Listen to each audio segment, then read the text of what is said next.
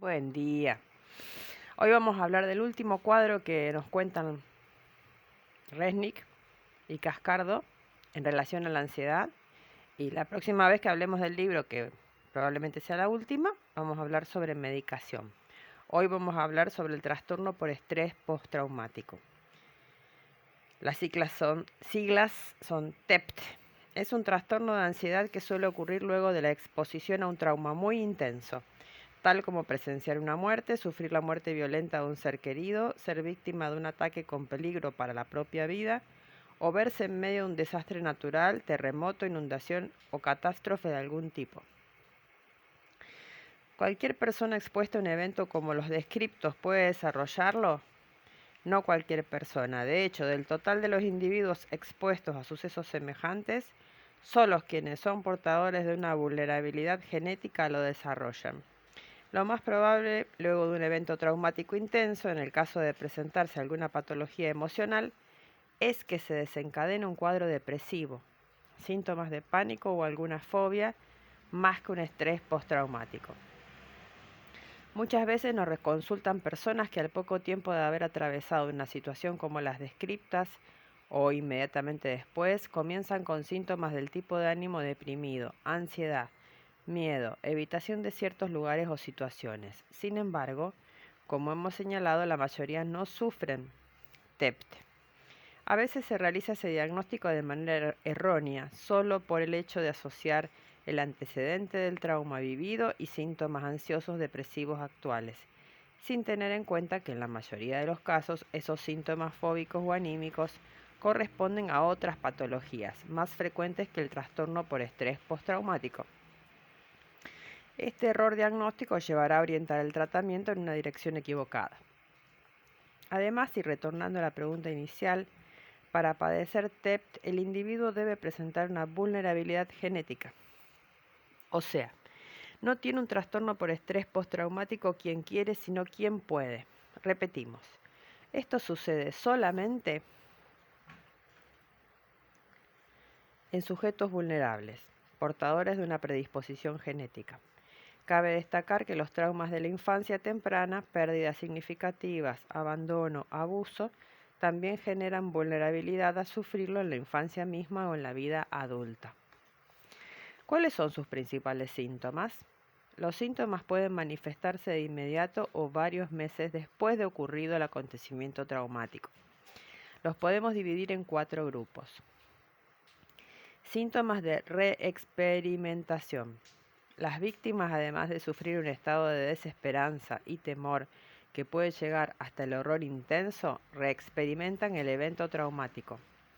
Esto puede ocurrir mediante sueños, pesadillas o en imágenes que se imponen a la conciencia, de tal modo que se tiene la sensación de estar reviviendo los hechos como si estuvieran ocurriendo en el momento presente. Reviviscencias o flashback, con respuestas de tipo físico o emocional acordes al trauma. A veces hasta perciben olores relacionados con el evento traumático, lo cual puede llevar a confundir esta patología con otros cuadros más graves que suelen cursar con alucinaciones. Las reviviscencias no son alucinaciones. Una cosa es rememorar y otra cosa es no distinguir entre la realidad y la fantasía o la alucinación. Conductas evitativas. Los pacientes evitan estímulos que les recuerden o representen lo sucedido.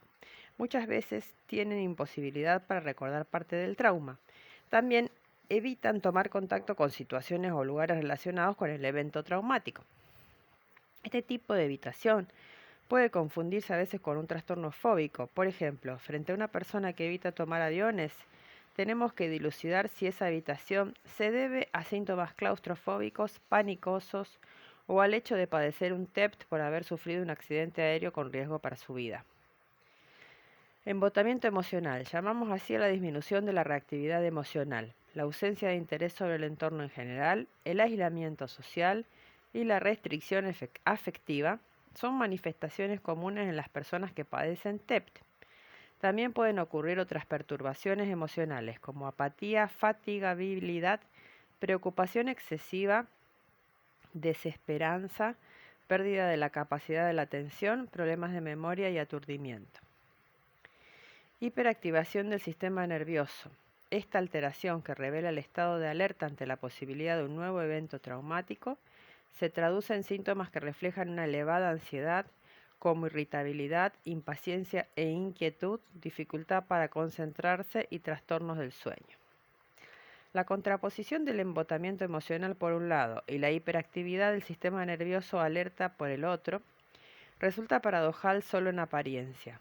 El embotamiento afectivo, junto al aislamiento, la disminución de la reactividad emocional y muchas veces cognitiva o intelectual, está al servicio de distanciar al sujeto de lo ocurrido, de apagar los procesos mentales que tengan relación con aquello. Sin embargo, el sistema nervioso, en su versión más automática o menos consciente, se encuentra hiperreactivo, como mecanismo defensivo frente a situaciones inmediatas que pudieran ocurrir. Nosotros en la Argentina tuvimos muchísimos casos de estos relacionados, por supuesto, a Malvinas y al proceso militar o a los desaparecidos. Las personas que, bueno, sufrieron toda esa traumatización. Complicaciones. El TEPS, de no mediar un tratamiento exitoso, tiende a la cronicidad. Con el correr del tiempo, dada la persistencia de la introversión, de la evitación de situaciones sociales y la pérdida de interés en el desempeño sociolaboral, se empobrece mucho la calidad de vida. Como resultado es frecuente la aparición de un verdadero cuadro depresivo. Y mucha gente en estado de calle que también puede tenerlo. Por eso uno los puede ver hablando solos o mirando hacia la nada. Aunque ya en estado de calle y con, digamos, con combinaciones de alcoholismo y demás, ya tenemos otros cuadros superpuestos por ahí. ¿Existe un tratamiento efectivo? El abordaje que mejores resultados arroja resulta de la integración de tratamiento farmacológico y psicoterapia cognitivo-conductual específica para TEP. Como el resto de las patologías del espectro fóbico ansioso, un tratamiento realizado de manera correcta y por profesionales idóneos permite la recuperación en la mayoría de los casos. Caso clínico. Atrapados en la terraza. Silvia tiene 39 años, es casada y tiene 2 hijos, uno de 4 años y otro de 1 año y medio.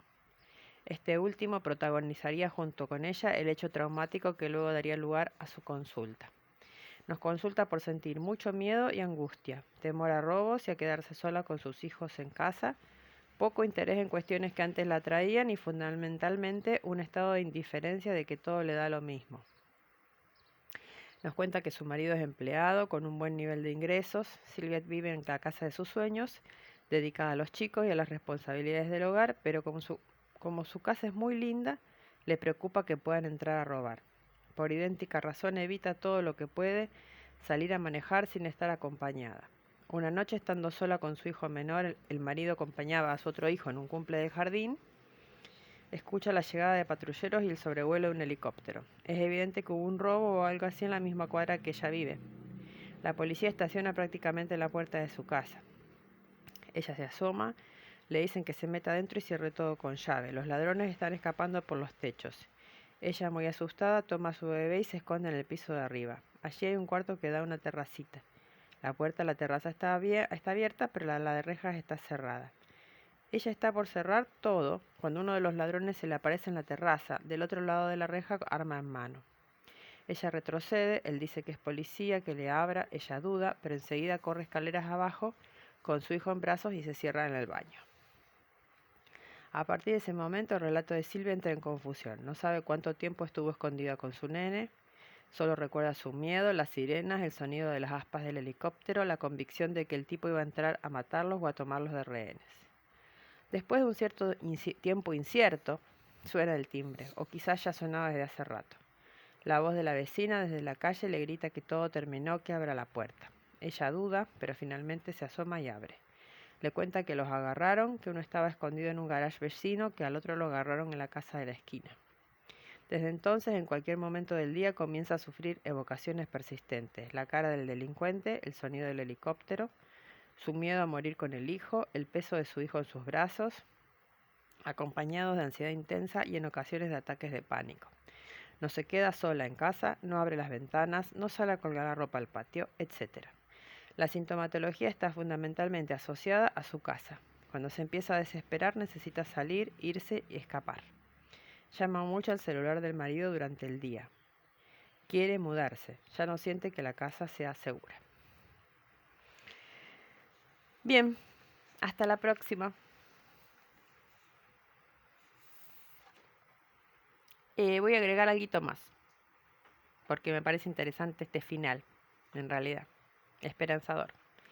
Con la ayuda del tratamiento, Silvia pudo de a poco aprender a relajarse, a aflojar ese estado de alerta permanente. También logró darse cuenta de que lo sucedido fue un hecho bastante excepcional y que más allá de los riesgos habituales, lamentablemente habituales, no era de esperar que volviera a encontrarse en una situación semejante en cualquier momento. Porque así lo viví.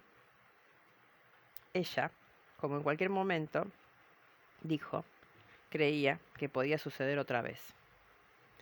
También tomó conciencia de su personalidad temerosa en general, incluso antes de los hechos.